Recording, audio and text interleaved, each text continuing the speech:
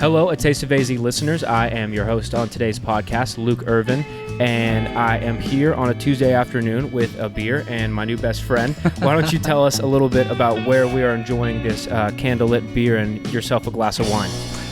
Right now we're over at Society by EVO.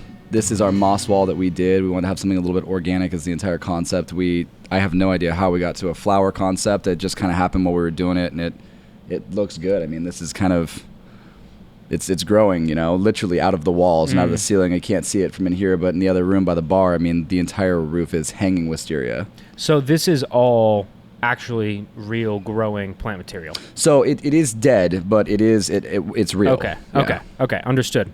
And so where we actually are in terms of the valley is we're in Tempe off of, this is rural right here, right? Yep, University and Rural. We're literally connected to Tempe Improv. Different people completely, but we're their neighbors. And so this is a intersection behind us that I've driven through well over 100 times because I used to go to school here. So it's a little bit surprising to me that I forgot that this was rural for a split second. But this is a brand new location, correct? Mm-hmm. So there, before us, it was a place called the Guac Star, and that's a great name, by the way. Guac Star, yeah. So Tom and Randy were the owners of Guac Star, and we met with them to figure out what happened. Obviously, COVID is a killer. When you put people in a position where it's like, hey, all the bills are due, but you can't make any money. Sure. So unfortunately, they were subject to failure during that thing because they couldn't, we couldn't open up. So I felt bad. So we sat with them and we talked to them. They're the nicest guys.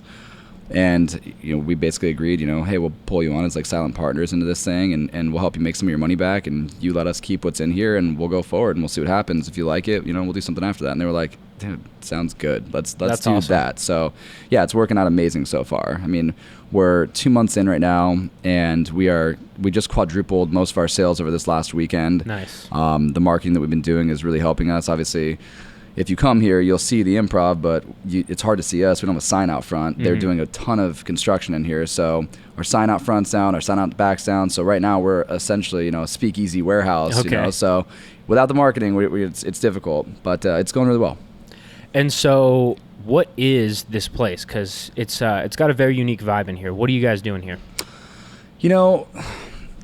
Anyone can build a restaurant or a bar. I think that what Nick and I have gotten good at from EVO is, I feel like we've developed a way to kind of imbue your soul into something. I feel like I kind of tried to give this like that love. I want people to come in here and I want them to feel the energy, the vibe. I want them to feel good when they're here. And so greenery makes people feel good. You know what I mean? Like wonder makes people feel good. The warm lighting makes people feel good. And then when you walk up to a table and you're like, I'm at your disposal, whatever you need. I want you to feel like family when you're here. I want you to know that the concept is you. I want this society to be about the person that comes in here. I want them to feel like it's their other home. Like, let's go over there. I'd rather be hanging out there than going home tonight. So we kind of did that at EVO. It was very come as you are. And we're hoping to reestablish that here. We're just starting to get our industry people in. EVO's a really big industry bar. So Society, we're trying to do the same thing. The industry down here works a little bit later. Obviously, most of the clubs and stuff are 2 a.m., but we had a ton of them in here on Sunday, and I'm grateful for that. And so this is Society by EVO. Your link to EVO is not only that you work there, but one of the partners of this business runs EVO as well, correct? Right. So Nick owns EVO, and then as I was telling you before, I tried to escape. I was like, all right, I want to do my own thing. Yeah. And he was like, no, let's do something else together. And I said, all right, let's try it. So we got one of our other friends, Lee, involved, and then Tom and Randy from Guac Star, and all of us kind of sat down and was like, hey, look, this is, if you like EVO and you like what we're doing here, let's do like an EVO 2.0. We'll change the name up a little bit, make it a little bit more friendly for Tempe, and we'll see what happens. When you walk in here, this is very, very similar to how EVO is. It's like the brown chairs, the brown leather, the chandeliers, and then we started going with like the organics too. And so when you walk into the bar area with all the wisteria, the black lights, this whole 2.0 sexy vibe to like add on to that, like, oh, we're going a little bit more like upscale lounge. And so food-wise, what kind of food is at EVO, and then how have you kind of evolved that to be its own thing here? So EVO is a lot more Italian food. Nick LaRosa over there, who's the chef, I mean, they've really focused on He's a great guy. Oh, he's awesome. I love him. He's such a cool guy. He's really focusing on like some hardcore Italian stuff. They have a lot of like this modern influence, but they still capture all those old school flavors. Sure. Over here, we didn't really know what we were doing at first because we didn't know what the clientele was going to be. And so we basically took a shotgun and started spraying shells to see what would happen. So we said we're going to do Italian-Spanish fusion. It's become more like Spanish-Italian modern. I mean, I was telling my guys in the kitchen the other day, I'm like, if any of you know how to make a pad thai, like it's society, it's all encompassing. Be my guest. We'll put it on. I want food that in the middle of the night you're like, I don't know what's wrong with me, but if I don't go get this right now, I'm gonna die. Like I have to go get it. So one of our biggest dishes over at EVO was the focaccia. Okay. The focaccia is this light layered dough. They do cheese, another light layered dough, and they bake this cheese crisp with honey and sea salt, and that's like the drug bread over there. I mean, everyone just goes in there. Imagine, yeah, so they just live on that. We couldn't do it here. We didn't have the hood spacing, and in the current economy in the market, that oven was like $30,000. Wow. So we were like, how can we deconstruct this thing? And so we came up with the whip feta. And so the whip feta is like our lighter, sexier little sister take on it, you know what I mean? So we're trying to follow some of the stuff that we did there. We have the same meatballs. The arancini are very similar. We took a few of those things so that you'd know the EVO classics, but we're definitely trying to introduce our own new ideas, especially for the area. I don't know if you know this, but House of Tricks they're going down, I think, next month because they had a really good deal happen for them. And so we're hoping to maybe even have some more elevated options on here to kind of help some of those, people that are looking for that in the area. Well, it's interesting, too, because with ASU, obviously, right here, being a big international school, it almost seems like it would make sense to take kind of what you did at EVO, obviously, and be open to those types of ideas because there is such a cultural diversity at the school here that you probably check in a lot of boxes for a lot of different types of people. I hope so. I mean, I really hope so. I want to have a spot where, like I said, people, they feel good. It's a hangout. It's not the wild place. It's the place you go to before you go get wild, and after you're coming down from the wild, you're like, all right, cool, I need food and some, a nice glass of wine. I can rock myself to bed now. So a lot of clubs down here, not a lot of different energy that I've seen so far. Salute was really cool. I think they went down recently too. But yeah, we're hoping to kind of just offer our own spin on things. I feel like we don't follow a trend. We kind of just do what we like. I feel like we're like a pirate ship of eccentrics. So That's a very interesting way to describe a restaurant concept. I've not heard it before, but I feel like I understand what you're going with it. Yeah, I mean, all of us are a little bit nuts in a good way, and so I feel like we make things fun. We make it wild, weird, different. But we're still maintaining that upscale feeling. So you can come down here and you can have an amazing meal. I mean, I did not skip out on the protein here. The salmon is unreal. The filet is unreal. But the price tag is realistic. You know what I mean? You're not going to break the bank to come in here and have a really good meal. Mm-hmm. And so talk to me a little bit about yourself. Where did you grow up? Are you an Arizona native? I am. I'm a desert rat. Okay. I am. I was born in Phoenix. I've lived here majority of my life. I had a little lapse in judgment, and I went over to California for a little bit and then realized that the prices they're a little high for me. And so came back and I did biomedical work for years, and then my department collapsed because they were overnighting way too many goods. So all of our services, there's a lot of mismanagement with funds. So the department collapsed, and immediately I was like, fuck, what do I do? I got to make money. I was making really good money. So I started catering and selling cars and doing whatever. And then during my catering and selling cars... You said catering and selling cars? From biomedical to catering and selling cars. That's one of the biggest turns I've ever heard before. It's a jump. Not what I wanted. Catering paid well, and I was making good money. Are you cooking while you're doing the catering, or kind of more? No, I was just serving, running around, bartending, and so we ended up doing waste management, and then I met I think Jeff Fricky, Jason, and a couple other guys from EVO, and I was running a platform, and they're like, yo, man, you should come work with us down here. This will be cool. We like your vibe. I said, okay.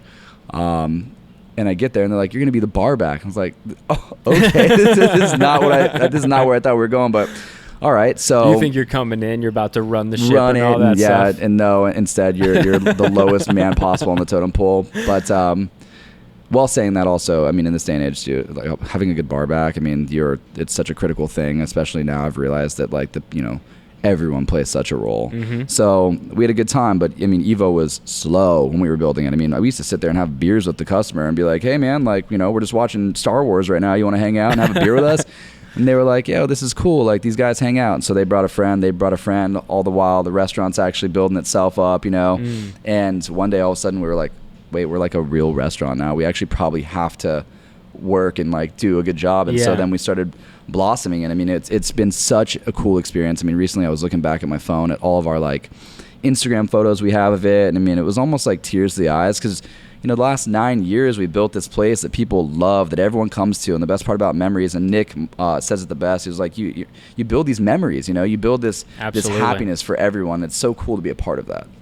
Well, and it's funny too, because I'm not the guy, despite me doing photography for a living, I rarely take out my phone and take pictures at personal family things or other events, but occasionally I'll come across some old like behind the scenes footage of a shoot that I've done, and that's like almost one of the best feelings that you can ever have, right? Is looking back at the growth you've had as a person, and especially when you have that growth with other groups of people. It really is pretty incredible. It's the coolest part is when you look back at yourself and you see like, this is me like 5 years ago, this was me 7 years ago, and look at what we've done, because you don't realize how much you've done until you really look back and you see the photos and where you were, the videos, and it's like, wow, you know, you put one foot in front of the other one and all of a sudden you're like, I'm not anywhere near where I used to be. And it's such a cool feeling to watch growth. I mean, and everyone, you know, I've watched Nick grow so much over the last few years. I mean, he was, you know, he was the glue that kept EVO together. I mean, he really, every time things went downhill, he found a way to pull us out of it and get it going. It's really hard to start a restaurant. It's really expensive. It's really difficult.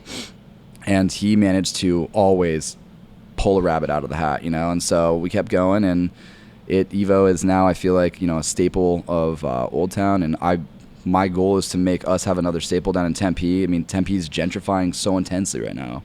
And so it was like, well, if we can be on the cutting edge of this and we can put something new in here, let's put our stamp on this and be one of the first people to really say, this is where we're going. This is how it's going to be down here. So I want to set the new bar standard.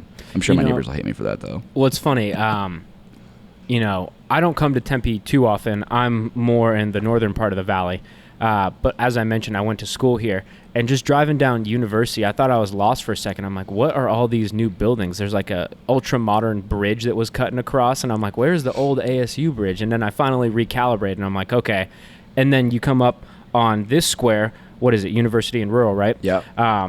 Seeing all of the construction going on, I'm like, man, things have definitely changed, and I can't imagine what it's going to look like in 5 years from now. I can't either, and that's exactly what you just said right there. Is exactly where we're, you know, thinking ahead. Is when I was, 15 years ago when I was coming down to ASU, there was nothing. It was like, you know, I hate to say it, but it was kind of a ghetto. You know, it was like everything was a little bit broken down. I mean, we were partying in broken down houses everywhere, you know, and it was, you know, it was cool, it was like fun. But now you come down here and it's like everyone's houses are redone. There's beautiful condos everywhere.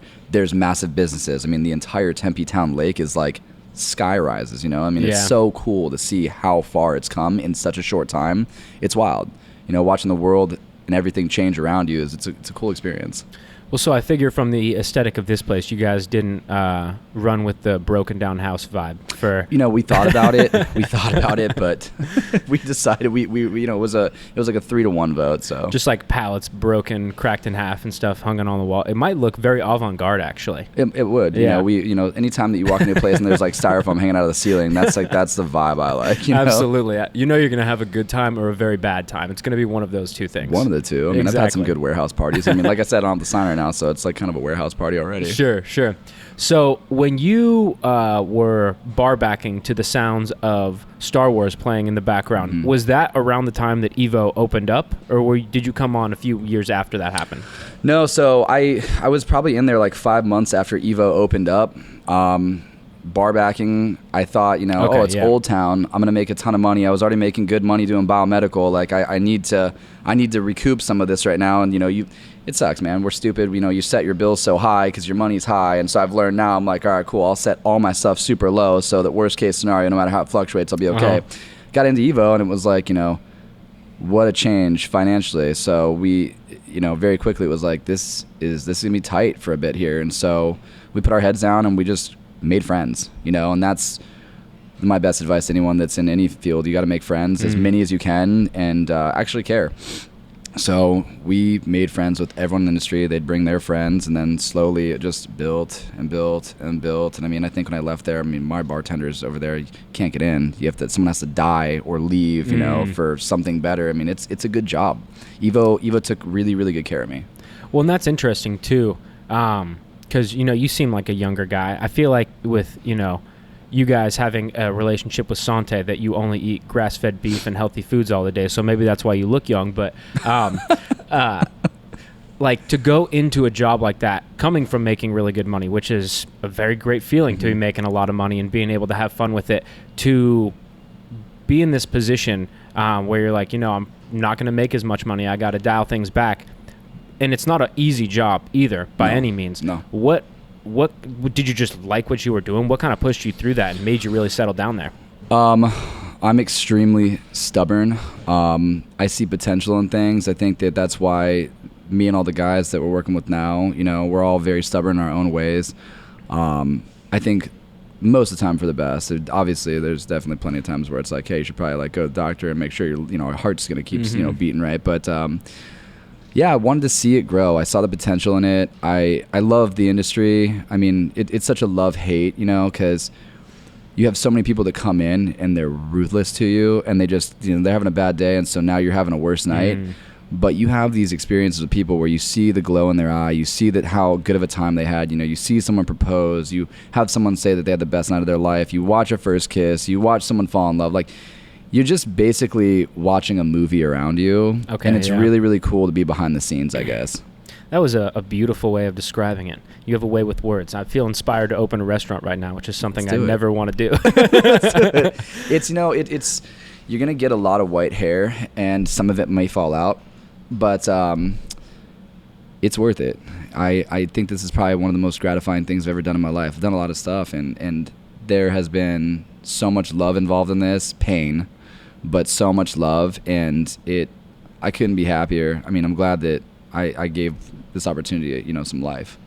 I figure there might be a few of these types of moments, but is there a moment that you recall where you're like, man, what the hell am I doing right now? Or was it always, you know, you mentioned you're stubborn. What is always just you identify a problem, figure out a solution, and move forward? More so the latter.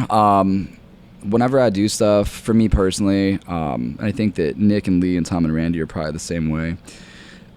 I don't think at one point in this I've thought to myself, what if this fails? At any point. I think that you come to these crossroads where you're like, I'm going to walk this, and you just walk it. At no point have I been like, this isn't going to make it. It's just like, all right, this week was rough, but we'll figure it out. Who's got, you know, a few bucks? We'll throw it in here. We'll do this. You just make it happen. You deal with all the punches, and you just take them as they go. And eventually you realize, you know, that all the problems are behind you, and you're like totally fine. And so it really just depends on, I mean, I have a quote on my phone actually that I just recently I put on here that's been helping me every day, and it's everything you ever wanted is on the other side of fear. And so that is there's no better way to describe it. If you just take every day and you're like, this is a problem, I have to find a solution, I have to do it today, how hard will you work? How hard will you get through your day? That is what dictates how far you're going to go. And so for anyone that can do that, you're going to do great. Well, and they also say like fear and anxiety is really just being in a state of not knowing, right? So if you are a person who is thirsty for knowledge and is willing to make the sacrifices to figure out what the problems are and solve them, if you can be comfortable pushing yourself out of your comfort zone and pushing through fear, you've almost cracked the code of life. Now, the problem is it's easier to say than do, right? To constantly put yourself in that firing line of whatever it may be, angry customers, rising costs. That is not something that's easy to do. So with this team that you have now, is it, you know, are you guys constantly battling to solve new problems as many restaurants are right now? Or are you guys kind of, now that you're hitting kind of bumps, even despite not having signs and whatnot, now that you are having people flow in, how has the growth been? Has it been coming easier than you anticipated?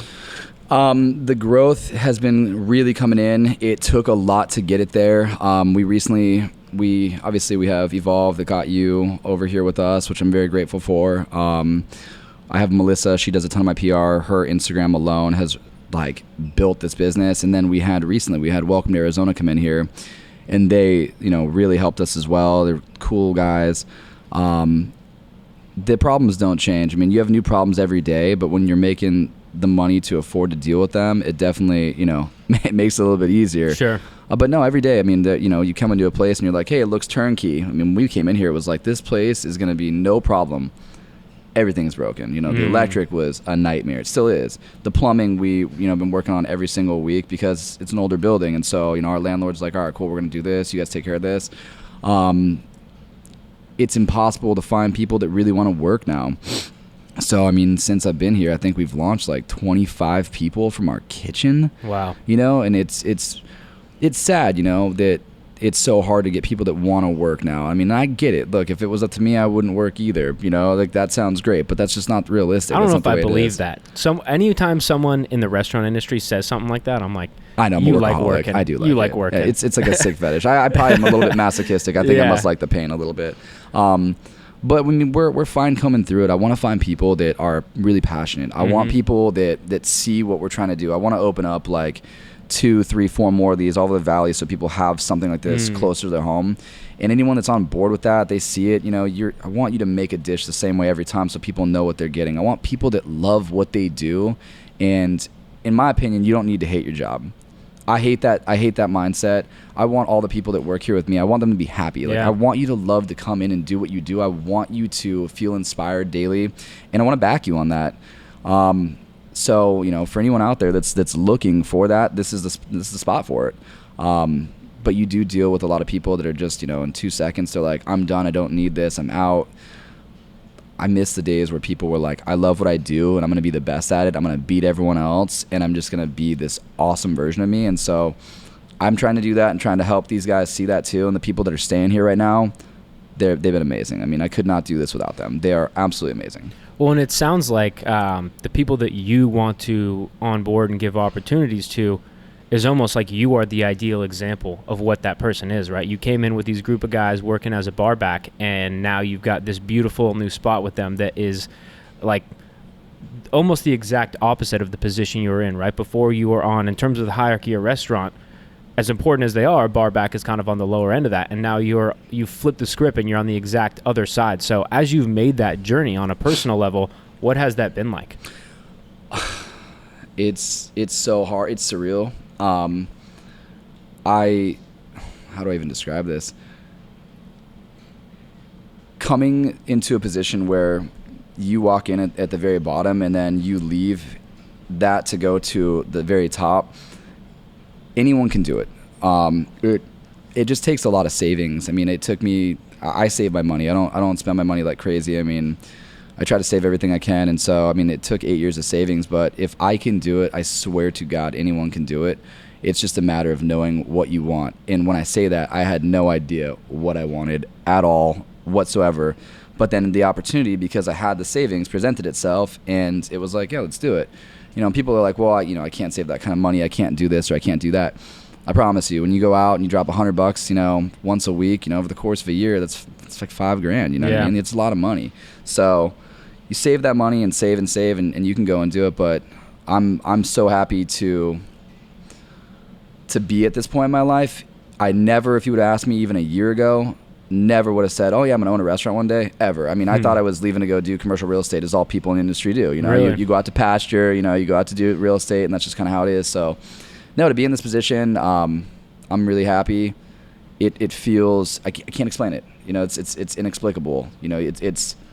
I'm humble, but I'm really, really happy, and I'm ecstatic about it, but I also don't know how to be about it. So, well, total tangent here, but for all the listeners, that is our PSA for the day, is save your money and invest in yourself, because you might end up owning a restaurant someday and making your life a million times more work than you anticipated it would be. Oh, yeah. I mean, days off are gone. You're going to 15, 17-hour days for like a year, but I think that with anything, you have to kind of reset the clock every now and then. And so when I left medical and got into bar backing, I mean, it was like, you're here and then you're here. And then all of a sudden, you get all the way back up here over the years of making great money. I mean, EVO was, like I said, EVO was so good to me. Made this great money, and then it's like, all right, cool. Now we're going to take all this money, and then you're kind of starting over back here. You have that ownership of it, but it's like, every dollar I've made, I've put back into this business. I want to see it grow. I want the people that are here with me to grow.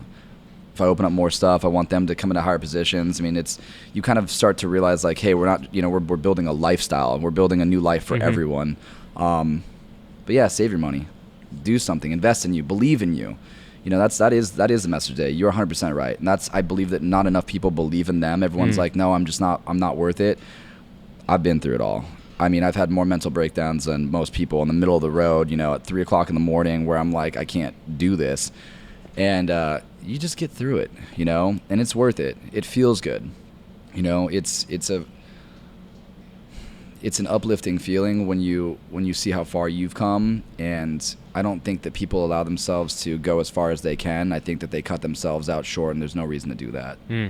Well, it's interesting too because you know, there's plenty of people that have issues with the United States as a culture and as a country, and many of them are well-founded. But with that said, there's never been a better place to live at a better time in the history of the world than in the United States right now. I think that's a pretty easy argument to make, even, you know, 300 years ago when they would just amputate your leg with no anesthesia or anything. That's like the kind of thing that I think about, right? Like when I'm having a day where I'm like, oh man, I really don't want to go do this or that, I'm like, okay, well, at least I don't have to get my leg amputated with no anesthesia. And I think that, you know, people like yourself are almost like rejuvenating the culture of not only food and beverage, but that's one of the reasons why I love doing this interviews, because you hear people tell stories about, you know, like, being honest, you know, I had mental breakdowns. I've had points where I'm like, you know, maybe not in your context of how am I going to get through this, or, you know, doubting yourself, but some people do doubt themselves. It hits you in so many different ways. But to see it culminate in a beautiful spot like this with food that I'm sure is at the same level, or maybe even better, you would say, than how beautiful this place is,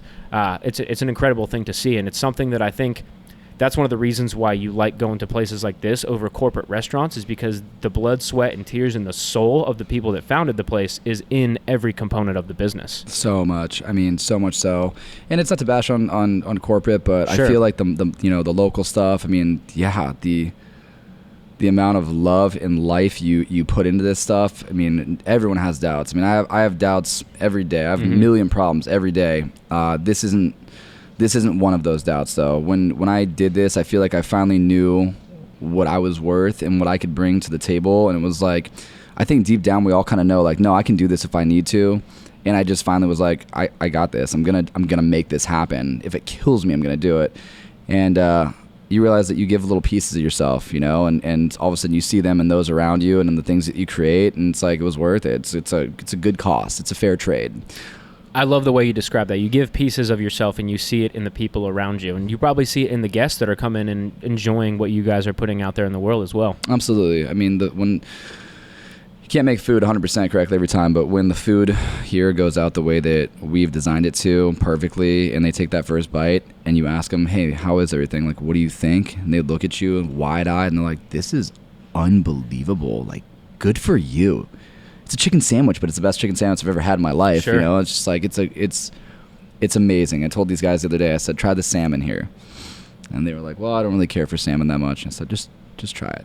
If you don't like it, I'll buy it for you. Bought the salmon. Dude, I don't even eat fish. This is the best thing I've ever had. And I was like, cool. Like, I'm glad that you got to have that experience. I have to share it with you. So yeah, you see these little pieces, you know, you bleed into the things that you create, the cocktails, the food, the atmosphere. And when people really, really light up when they see it, I mean, that's what kind of, like, you know, re-illuminates you. You know, it's the flame that keeps on, you know, giving. We've touched on food a little bit, but tell me what are some of your most popular dishes, or maybe something that you personally really enjoy? For appetizers, the whipped feta has been like the hysterical #1 winner. I mean, every single person that gets it is like, this is great. I think we've had like one person that said, no, it's not for me. But I mean, feta's not for everyone. It's sweet, it's garlicky, it's got some cool personality to it. The penne alla vodka is amazing here. It just hits so good. We recently just had a gentleman that worked with us. His name was Eric. He made a margarita pasta. So we do red bell pepper, green bell pepper, some onions, clarified butter, and some shrimp, and saute them until they're golden, start to curl. Salt, pepper, red pepper, tequila, burn out all that flavor into it, reduce some cream, pepper jack, and just whip it up with some parm. It's got this like wholesome intensity to it. I've already said I love the salmon. I love the filet. We recently just redid our burger. I think it's super tasty. The meat that we're using right now is prime. I mean, it is so good. Another thing that I really like too, I love our meatballs. I'm a really big fan of meatballs. I think that we do them well here. We took the meatballs from EVO. We do them a little bit softer so they kind of crumble a little bit more, which I like. I don't like too hard of a packed ball, but what else is so great? Trying to go through it. I need a menu almost in front of me. I love our bolognese. Oh my God, our tomatoes. So I get acid reflux. I'm one of those people where like I can drink water and get acid reflux. I mean, really? It's the worst thing ever. I don't know what does it. Some days I don't have it. Some days I breathe and it's like, oh, looks like I got acid reflux. Our bolognese here, it's the tomatoes, the olive oil that we're using in this thing. I don't get indigestion at all, which doesn't make sense to me whatsoever. Like I don't know how that happens, but it's been safe on me. So for anyone out there that is afraid of having some sauce and getting acid reflux, for some reason ours is magical. It doesn't do that to you. That's incredible. And you mentioned your cocktail program as well. Tell me a little bit about that. Cocktails here, I had a theory with cocktails that you can make. If you want to go out for unbelievable cocktails where there's so much complexity to them, there are a ton of really, really great cocktail spots where people are driven and focused on that. I wanted to make really, really good drinks that were affordable, that were quick. I want you to come in here and say, this tastes delicious. I'll have 4 more. You know what I mean? Because then I know we're having a good time. So Porch Pounder was probably the concept that helped me make the Flores Guava. That has been one of EVO's most popular. the Flores Guava. So instead of Flores Lava, the floor is in fact guava. And it's a super simple cocktail, but every time you drink it, it just has this like feel good effect to it. And you have 2 of them, 3 of them, and all of a sudden you're like a couple martinis deep, and you don't realize it because it's got some good flavor to it. It's not overly sugary. You don't have the gut rot feeling. You're not like immensely hungover. It's nicely balanced. So I work with a lot of great teams out here. RNDC has helped me do a lot of this. That's the old, that's Young's Market rebranded. I've got some good friends over at Southern that have helped me with a lot of stuff too. But they've been like my biggest people, my corners for helping me make cocktails. One of EVO's original ones, we had this EVO made, and we used to make it with Hendrick's gin, but so many people are against gin, so we redid it with vodka. But it's cucumber. I don't understand the problem with gin. I think it's like ever since the movie Sideways, everyone has a bad connotation with Merlot, and I love Merlot, but everyone has this idea of what it is. I think everyone has this idea of what gin is, but gin is so dynamic. It offers so much complexity to a cocktail because there's so many botanicals going on. I mean, vodka, and not to bash on vodka people, but it's very much so linear. And I think in my life I've had like 3 or 4 vodkas where it had like real flavor, and you're like, oh my God, okay, cool. And even still, it'd be hard to pick those out of a lineup compared to different super gins. Hard. Gin's complementary. You make a drink with gin, and you can taste those underlying notes. Vodka allows you to express more of what you've built around the vodka. You know what I mean? With gin, the gin is the driving point with that around it. Well said. Yeah, because I was not a big gin guy, and that was more so because I drank too much gin one time, and I feel like that is maybe one of the reasons why a lot of people don't like gin, is because it's like because with vodka there's not so much flavor that it like locks the flavor in your brain, but you smell gin and it's almost like if you had a bad experience, it like brings back the visions of those moments of drinking too much gin. But what changed that is when I went to Blue Clover down in Old Town and had their gin, and I'm like, man, this is absolutely incredible. And like what you said, whenever I make my own cocktail at home with gin, which I don't do often because I'm not very good at making cocktails, but when I do, I just keep it as simple as possible, right? Just something to make it so it's not like I'm drinking straight gin. And yeah, it's very interesting. I like the way you described how vodka highlights the things around the vodka, whereas gin is almost the star of the show. Right, it is. I mean, it'll totally change drink. I mean, when we made the EVO made, it's cucumbers, mint. You got Hendrick's, already got those notes in it, so it just kind of like insists upon itself. I had a very, very intense experience with gin. I think back in college that I think I had like 5 gin martinis one night. I think I had like 6 shots of tequila to go with that.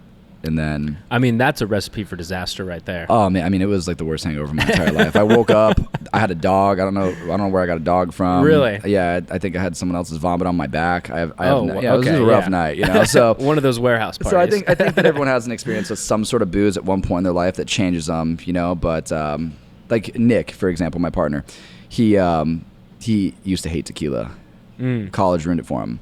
Start hanging out with me again, and then we're, every time I go out, I'm like, let's just take a shot of tequila. Let's have a tequila drink. And he's like, I don't like it. And now all of a sudden, that's his go-to. Really? Yeah, we kind of come back to the things that we hate the most, like Jaeger. Everyone hates Jaeger. They love it in high school, and then we all hate it. But like secretly, we are like, all right, like let's do a shot. It's kind of fun.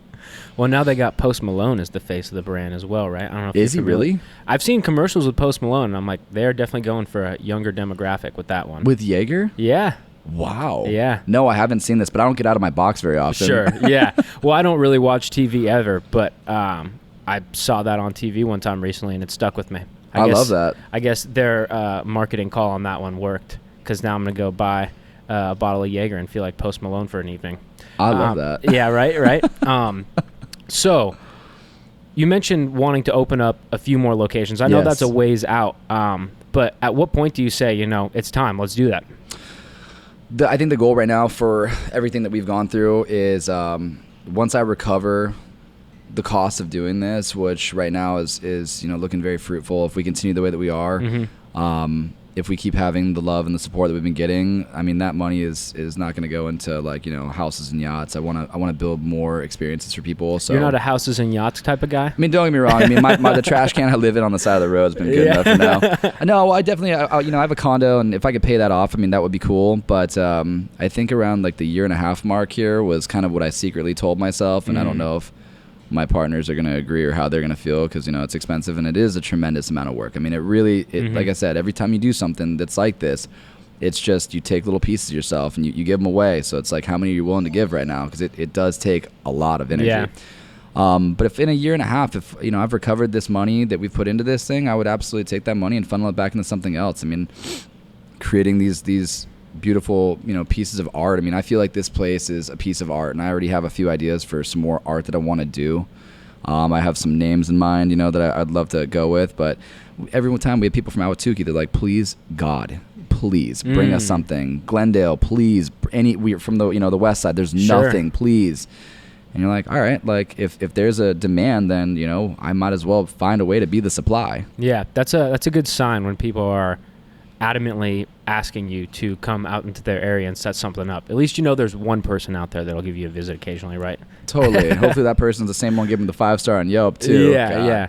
And hopefully they like to drink a lot of cocktails as well. That's all you really need, right? Yeah, what's interesting about Tempe is it in Old Town, everyone drinks, and people come out and they're like, well, and they came out for one, but I had 18, so then I went home, and you're like, oh, okay.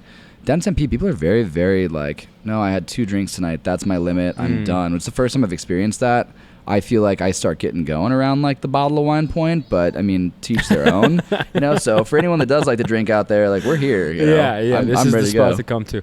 Well, it's interesting as well, because people who are not in the know, it seems like they think that business owners just have like Scrooge McDuck bathtubs of money that they go home and bathe in. No, I'm poor. Yeah, well, and the thing is, too, is even if you did have buckets of money at home, it's not like you'd have the time to just throw them in the air and shoot them out of the money guns and stuff like that, right? No, I mean, every now and then I just go lay in. I have a bathtub full of quarters right now that I kind of swim around in, I wonder how much that would actually, equal to in terms of money, a bathtub of quarters. That's a phenomenal question. Probably 10 grand. That might be the next giveaway that we do. If you can guess how many quarters are in like the bathtub of quarters, like they used to have in dentist office or whatever. Yeah. Like if you guess how many gumballs are in here, you get to bring the gumballs home. I guess that probably wasn't dentist office, maybe like 5th grade classrooms, but I think you're picking up what I'm laying down. Oh, totally. I mean, yeah, no, you think that you walk in here and you think that, we're, wealthy, because I mean, the place does look super high end. I mean, it's really, really beautiful. But no, I mean, you take a lot of the money that you make and you put it back into it. People do well for you. You want to pay them more. I mean, like I said in the beginning, I'm really big on taking care of my staff. Like there's, in my opinion, and I'm sure there's so many people that are going to call bullshit on me right now when I say this, but, I would rather be wealthy with those around me. I'd rather watch the looks on their faces the same way I see my guests get happy. I want to see them be like, this was worth it. I believe in you and you took care of me. I'll follow you. You know what I mean? And I think that's what leadership is. And so you don't get that when you're just like, oh, I'm going to stack, racks on my own. You got to pass that cash around. So, I want to make sure everyone here is taken care of, and yeah, when we get some of that money recouped, I would love to do another concept or two, and then hopefully at that point, all of a sudden, I'm bathing in cash. Mm-hmm. Yeah, right. Well, and it's funny too because it's like not to make it about money, but the reason I brought it up is because I get that sense of you wanting to help the people around you. You mentioned how you have the ideology of make friends in whatever you're doing, and I think that's something that's really unique about the food and beverage industry. Is there are obviously successful people and there are not so successful people, and there's levels to success, of course, but to hear the way you're describing what you're doing and wanting to invest more and open new spots, you're really doing the community a service, and that really is what food and beverage comes down to, right? Is service. That's what it's almost all about. And I hope that you guys continue to open new spots and serve those people out in Glendale and Ahwatukee and whatnot, because that's what I love about Arizona so much is despite the sprawling nature of the valley, it almost just makes more opportunity, even if you have to drive like an extra 15 minutes to get to the spot you want. Or if people are coming from Glendale, maybe it's a little bit more than 15 minutes, but I'm sure it's well-deserved. We had people coming in, and if they're, I think we're all kind of getting used to that. Like, it just takes a while to get everywhere. I mean, Arizona's so spread out. I mean, if I go anywhere now, it's like, all right, cool, I'll be there in 15 to 30 minutes. And I've just gotten used to it. I don't mind the drive. At least you have AC on in the car. I mean, it's hot out here. So, yeah, if there's like I said, if there's demand, I want there to be a supply. I want people to have that love. I want them to feel that. I want you to feel it when you're in here. If I can keep bringing that around, to build these little memory depots, little memory stations for people to, fall in love and have a good time at. I mean, then that's what I want to do. If that's the calling, it is what it is. And for the money, yeah, I mean, we all want to be rich. I would love to have a nice house. I would love to have, the ability to have a family one day and do all that.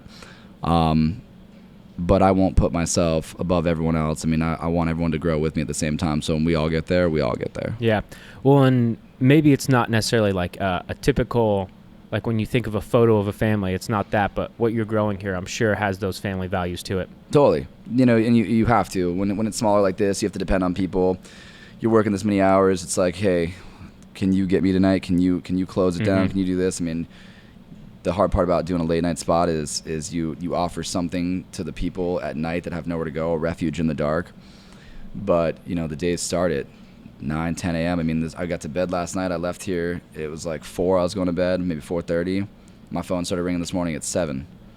We got maintenance people, plumbers trying to do stuff. And so, you get used to having like 3 hours of sleep, which, the face starts to drain a little bit here. But the wine has been pickling me. It helps me stay young. It keeps my soul young. So you just work through your days. Yeah. Well, I hope it's apparent to everyone listening as well that this is not you complaining. This is me bringing these conversations out of you, because I'm sure despite those long days, you wouldn't want to be doing anything else. Or maybe there's one or two things, but I love this. I mean, my true passion, I love medical. I mean, I go home, I read medicine, nutrition. That's my total so funny to me. Nerd passion, That's so funny to me. I just didn't, and a lot of people disagree. I just didn't want to I wanted to do like naturopathic sciences at one point.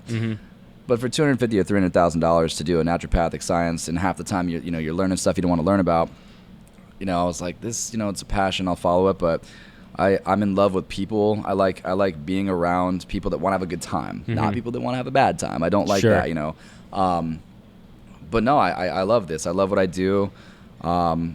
And we never really know what we're going to do. I think we put so much emphasis on trying to figure out, like, what do I have to do? You fall into it. And so I have a plan now of, like, this is where I want to go, and this is what I think that me and my team want to do. But for all I know, next thing I know, we could become plumbers. We could become electricians. You never really know. If you just kind of follow. You kind of probably have become those things opening this place up, right? Yeah. Oh, my God, you have to. Yeah, and that's why I was watching how much money they're making. I'm like, oh, all right, I see how it is. Yeah, now. You're not joking when you say become a plumber or electrician. So I know we talked kind of long-term future about the other spots, but is there anything coming for this location specifically, whether it be menu updates or events or things like that people should know about on a more timely basis? Totally. We want to do a summer set or summer sessions in here. We want to eventually, I've got to get some permitting done, but I want to have like some DJs coming in here late at night, offer people, oh, hey, just so you know, on Sunday nights, there's a cool DJ spinning around. Saturday night, come in here late night, check it out, so that there's something for us to do. Summertime's hot. You don't want to go out at night. You don't want to go out during the day unless you're by water. So at least if you have a nice place that's AC, beautiful, it feels like Alice in Wonderland in here. If you walk around, it's just like you have this almost Chicago moss wall, like, top of the roof scene. You walk in the bar, it's like the steampunk cathedral. You have like this crystal cove. You have the underwater, fire scene. I'm redoing the ladies' bathroom. I want it to be like very gothic and rich in there. Really? Have like Okay. red roses and just make it sexy. Plus it's a photo op. I see you. But yeah, we're gonna be doing that. Like I said, we're gonna definitely elevate the menu. I want to have most of the stuff we have now. I'm gonna keep, but I definitely want to do some really, really cool designer stuff for people that are like, hey, I want to go out. I want to spend money tonight. There's nowhere in Tempe. We'll be that place for you. So come September, we'll definitely do that. But I told all the guys in my kitchen, I'm open to collaboration anytime. You want to talk, let's talk. If you have really good ideas for food items, day by day, if it's better than what we're serving, we'll flip it around.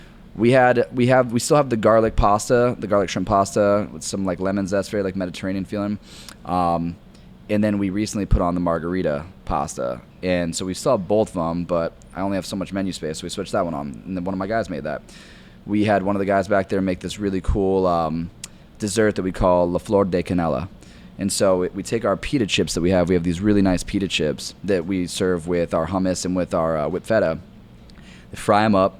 They're still soft inside. Cinnamon, chocolate all over them. And then you dip them in really, really nice gelato. And it's like so good. So anything, the sky's the limit. I mean, like I said, if someone back there wants to make chicken pho and that's like my food, I'm in. Do it. Let's make it. Make it so it's so good that people will come here specifically for that. And let's run specials. I want to switch it up a whole bunch. I want people to know that it's constantly changing. We have specials already on weekdays. Like, Sunday's a great day. We do anything by the glass, the bottle's half off. So if you can come in here and have some new food specials weekly too, I feel like it gives you something to look forward to. Well, innovation, ambiance, great drinks, great food. If that doesn't get you excited, then I don't know what's wrong with you, to be honest. You can only do so much, You really can. So if beyond that, tell me what you need. I had a girl in here the other night, actually last night, and she was like, are you guys ever gonna do live music? I said, will you bring people in? Are you interested in that? I'll figure out how to put a band in here and have them play. We can totally do that. You got quite the perfect spot for it right here with this beautiful wall behind us. Yeah, we could definitely push some of these chairs down, have someone sit here and play, which I'm totally down for. Whatever the guests want, I want to deliver within reason. But if there's something that people want, they want to see, they want to experience, if I can facilitate that, I will, for sure. Yeah, well, and that to me is like, that's what you want to be hearing from someone who's running a restaurant, right? Is someone who's curating these types of experience that are centered around the food and beverage, but transcend well beyond just what's on your plate or in your glass. Right. We're here, obviously, because we have something that we're good at. There is a design that I'm following, but that's not to say that on this tree we're building that we can't add extra branches. Someone needs this, they want that, they want to see something. If we can do it, we will, for sure. Want you to know that it's about the guests, it's about you. That's what makes this place a home. I told these guys the other night, I said, hey, I'm at your disposal. Whatever you need, I'm here for. So just let me know what we got to do to make you happy. Let's do it. So thanks, man. Cool. Good with that. Well, I'm excited to come visit sometime and see how it all ends up on a plate, because hearing just kind of everything outside of the food is everything that I want to almost like feel on a plate. Like when you talk about feeling or tasting the love in a dish, that sounds like the exact environment that you're cultivating here. Please come by. If you wanna come by, bring a few people. I'm more than happy. We'll take care of it. I want you guys to feel that experience, and then you can go out and tell people, that was really cool. I love that, and if I can do that for you, like, let's do it. I'm more than happy to do that. Well, A Taste of AZ listeners, you heard it here. We're about to get all of you a free dinner over here at Society by EVO. No, just kidding. But thank you so much for sitting down, man. It was such a pleasure. I know you're a very busy guy, so we appreciate you making time and telling us what you got going on here. Thank you. I really appreciate you coming through today. This has been an awesome experience. I love doing stuff like this. So anytime you want to sit down and talk, please. Fantastic. Yeah, it was a pleasure. Thank you Cheers. so much. Cheers.